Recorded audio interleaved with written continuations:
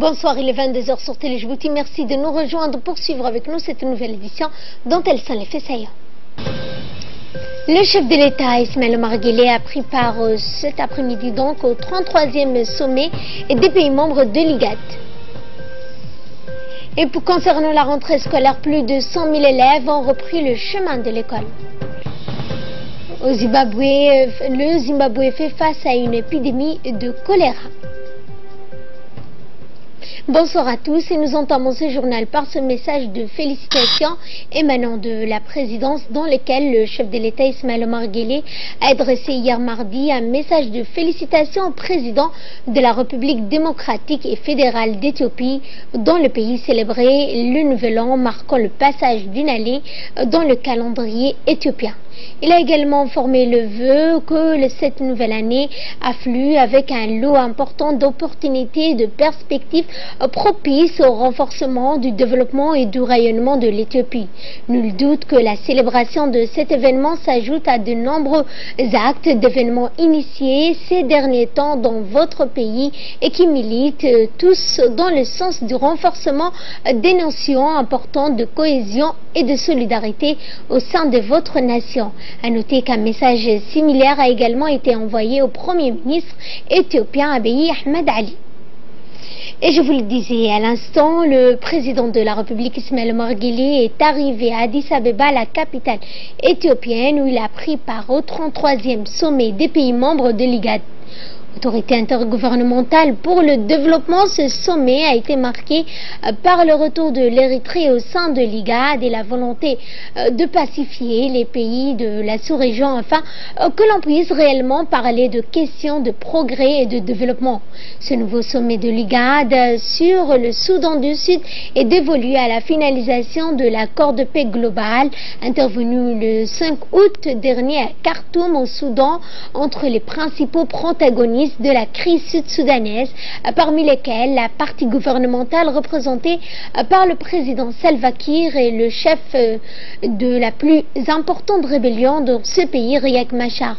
L'accord sud-soudanais réalisé à Khartoum s'est borné juste de marquer le principe d'intention de paix auquel souscrivaient désormais toutes les parties belligérantes de la crise sud-soudanaise et en cela rester un accord lacunaire.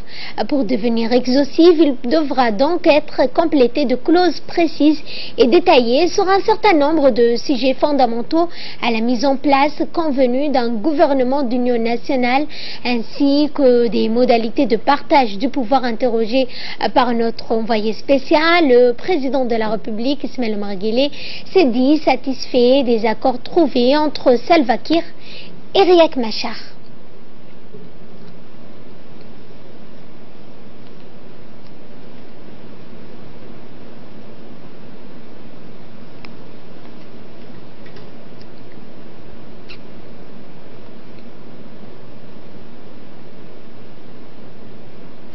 C'est parti pour la rentrée scolaire 2018-2019. 108 344 élèves de l'enseignement fondamental, soit l'enseignement de base, l'enseignement moyen, ont repris ce matin le chemin de l'école sur l'ensemble du territoire national. Selon le ministre de l'Éducation nationale, ils étaient au total 66 569 élèves de l'enseignement de base à avoir rejoint l'école et 41 775 pour l'enseignement moyen, soit les collèges.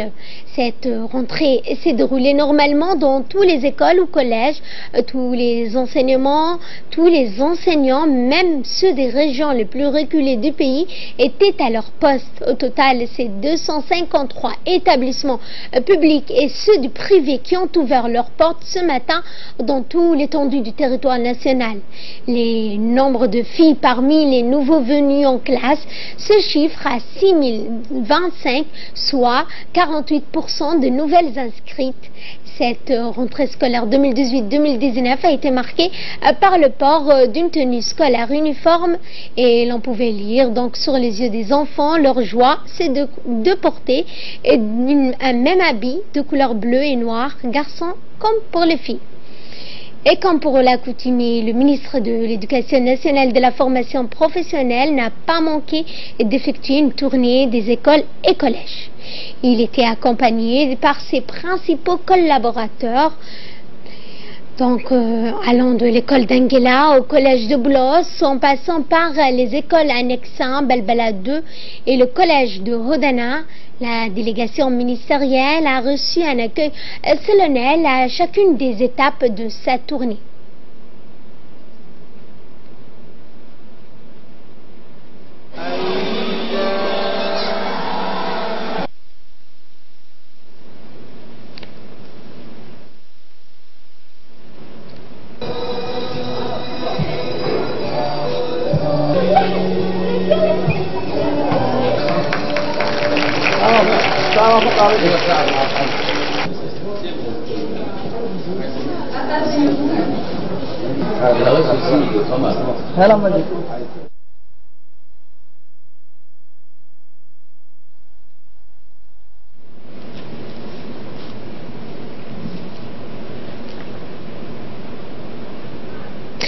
Et dans le cadre des tournées des écoles, le ministre de l'Éducation nationale s'est rendu à l'école d'excellence et bien au cours d'une cérémonie de réception de 2 autocars scolaires et de 65 places octroyées par le président de la République Ismaël Omar Guelleh. Le ministre et les personnalités l'accompagnant ont eu quelques échanges avec les enseignants, les responsables administratifs et pédagogiques ainsi que les élèves de l'établissement à propos de la vie scolaire mais aussi de l'usage des outils numériques et informatiques qui sont largement utilisés dans cet établissement d'élite. Moussafa Mohamed Mahmoud a tenu à féliciter les élèves de l'école d'excellence mais aussi leurs enseignants, encadreurs pédagogiques pour des résultats probants qu'ils ont obtenus. Après seulement une année de scolarité, les élèves ont relevé un double défi, a-t-il dit, car ils ont suivi un rythme de travail soutenu avec un programme d'enseignement renforcé.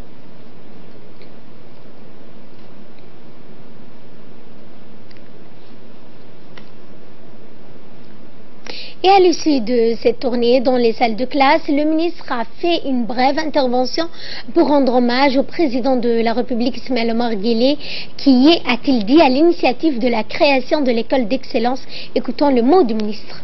Vous voyez que nous avons 2 bus, des grands bus, à peu près avec une capacité de 65 places chacun.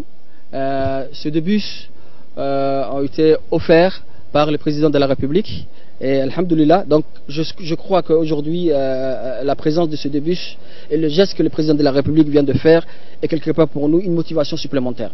Comme dans sa tradition, le président de la République a toujours été donc aux côtés du ministère, aux côtés des efforts fournis par les ministères et vraiment au nom donc de la communauté éducative et donc au nom de tous les élèves de cette école d'excellence, je voudrais vraiment dire merci monsieur le président. Et concernant la résiliation du contrat de concession de DCT, l'inspecteur général de l'État, M. Hassan Issa Sultan, a accordé une interview à notre équipe.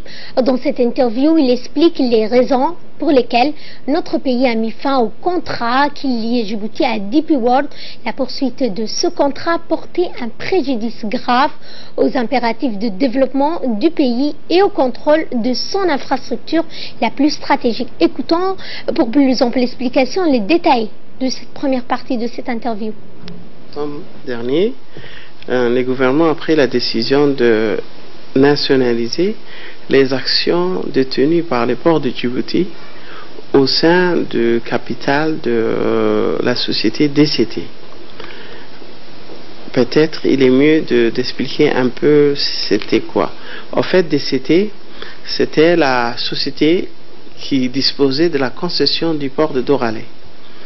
Donc en février dernier, le gouvernement avait résilié la concession du port de Doralé et avait confié les ports à une nouvelle société qui a été créée et qui s'appelle SGTD. Donc la société DCT existe juridiquement, mais elle n'a aucun pouvoir sur le port, elle n'a aucun moyen.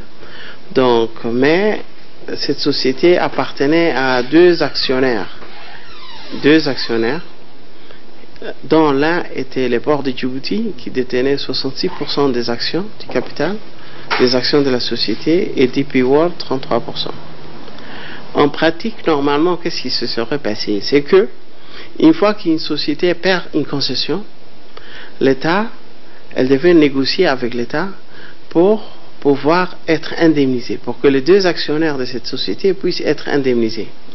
Mais le problème qui s'est passé, c'est que cette société était sous le contrôle de DP World, parce qu'il y avait un accord qui liait les deux actionnaires de DCT, c'est-à-dire les ports de Djibouti et DP World, et dans lequel, bien qu'étant actionnaire minoritaire, DP World avait tout le contrôle et tout le pouvoir de décision au nom de la compagnie. Donc les ports de Djibouti ne pouvaient rien décider, il appartenait à DCT de parler, il appartenait à DP World de parler au nom de DCT. Ainsi, cette société, au lieu de commencer à négocier avec le gouvernement, s'est embarquée dans une sorte de guérilla judiciaire, comme on disait, en allant à Londres, et en refusant de reconnaître la souveraineté de l'État, en disant que les lois du pays ne nous engagent pas.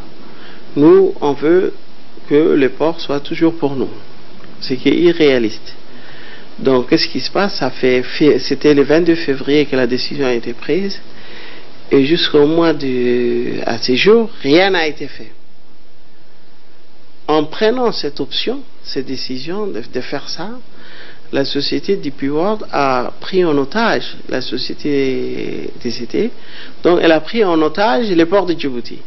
Parce que les ports de Djibouti, qui est le fleuron de l'économie nationale, était actionnaire de 66% et a droit à légitimement être indemnisé parce qu'il a perdu les ports qu'il gérait avant, les ports dont il était propriétaire à 66%. Et dans un second volet, l'inspecteur général a évoqué pourquoi le gouvernement a annoncé la nationalisation des actions du port, et ce dans le seul but de préserver les intérêts fondamentaux de la nation, a-t-il dit, après que le gouvernement ait initié plusieurs tentatives de négociation concernant la concession avec DP World. Le port a dit, à partir de maintenant, on arrête. Parce que déjà, si DCT a perdu la concession, c'est à cause du comportement de DP World. Elle n'a pas voulu négocier avec le gouvernement avant.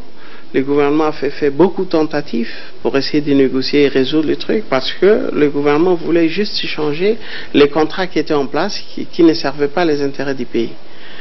Donc la société DCT n'a pas voulu entendre. Et enfin, à cause de ça, DCT a perdu la concession. Donc, déjà, les ports de Djibouti, l'actionnaire majoritaire du truc, dit tout ce qui est arrivé à DCT, à notre compagnie, c'est à cause de vous. C'est à cause de vous qu'on a perdu cette concession. Et maintenant, on n'a pas le temps de perdre dans d'autres conflits. On va être indemnisé pour avoir nos droits.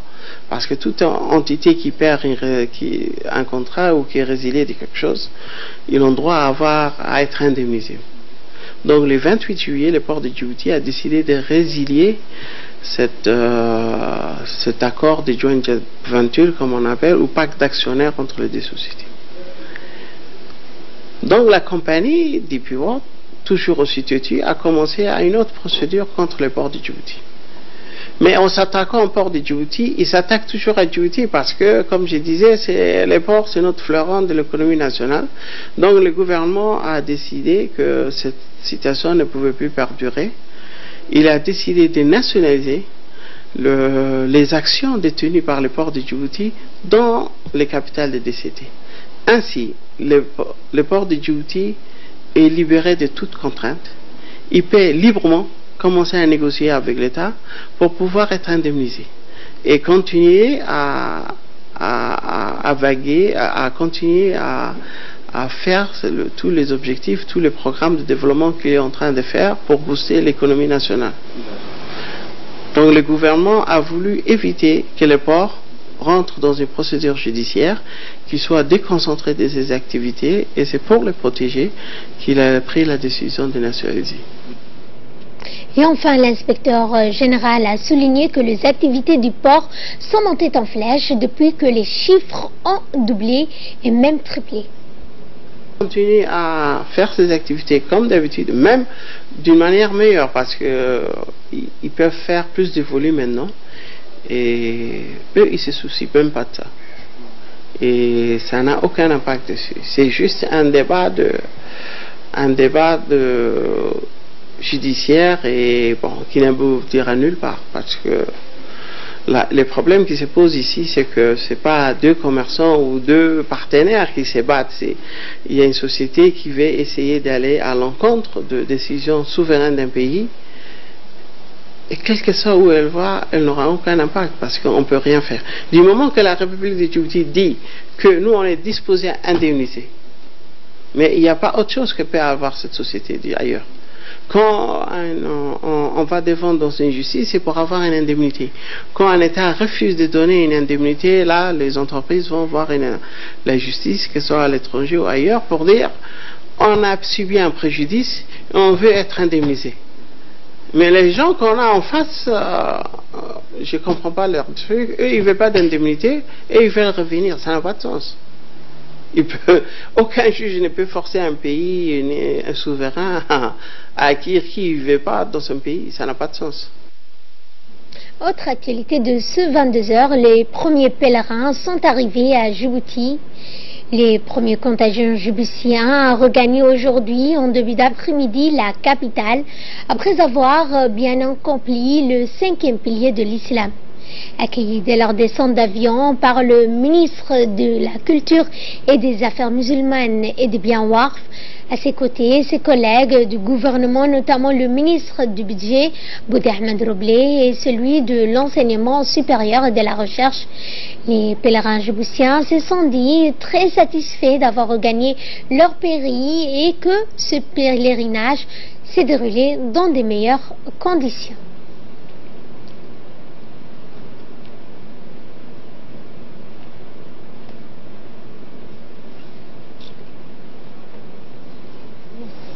Le premier vol retour de Hajj est arrivé, il a atterri vers le coup de 13h10 et le deuxième vol sera à 21h et quelques ce soir. Deux autres vols vont venir demain et ces deux vols-là seront juste pour les voyageurs pèlerins des Somaliens. Les 14 sera aussi pour les Djiboutiens et les 15, les derniers vols de tous les Hajj. Et le secrétaire général par intérim du ministère de l'Habitat et de l'Urbanisme de l'Environnement a présidé ce matin une cérémonie d'ouverture de l'atelier national sur la participation effective au centre d'échange pour la prévention des risques biotechnologiques. Objectif étant donc de 2 jours et de lancer une concertation nationale en matière de biotechnologie, particulièrement en ce qui concerne la manipulation, le transport, l'utilisation sans danger des organismes vivants modifiés. Rappelons que la République de Djibouti a ratifié le 31 décembre 2001 le protocole de Cartagena sur la prévention des risques biochimiques relative à la Convention sur la diversité biologique.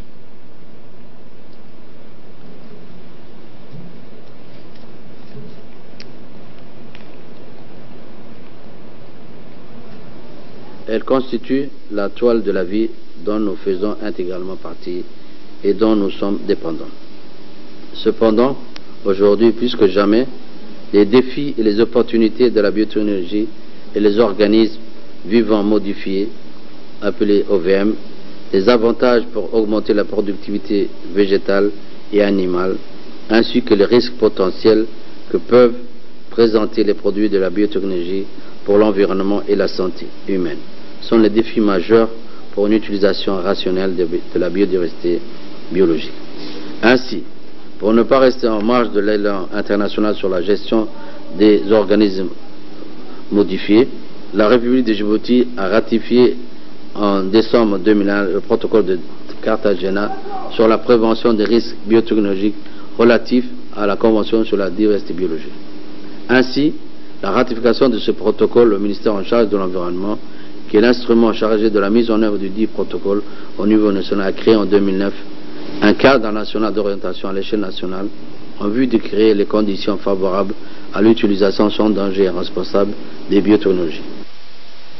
Dans l'actualité toujours, les membres de la Commission nationale de défense des droits de l'homme se sont rendus ce matin à la prison civile de Gabot pour une visite d'inspection et d'information sur les conditions de détention et de suivi des mineurs.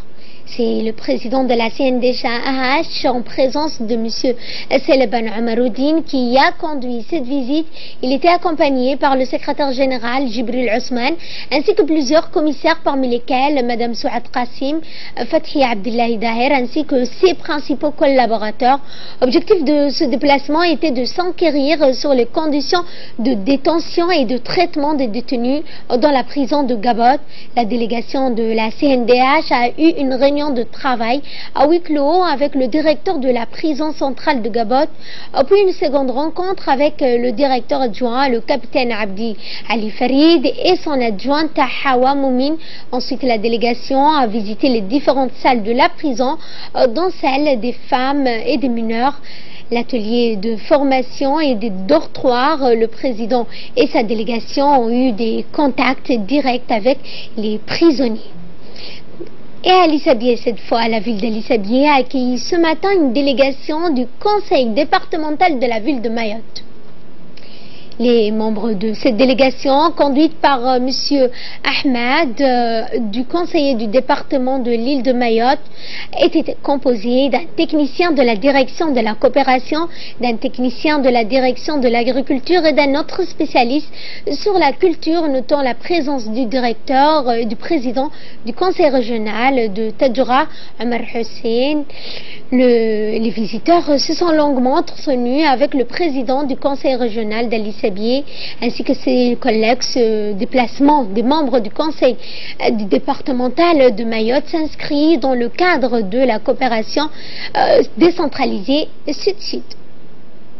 Et de là, nous passons à ce qui domine l'actualité à travers le monde. Au Zimbabwe, la capitale fait face à une épidémie de choléra depuis le début du mois.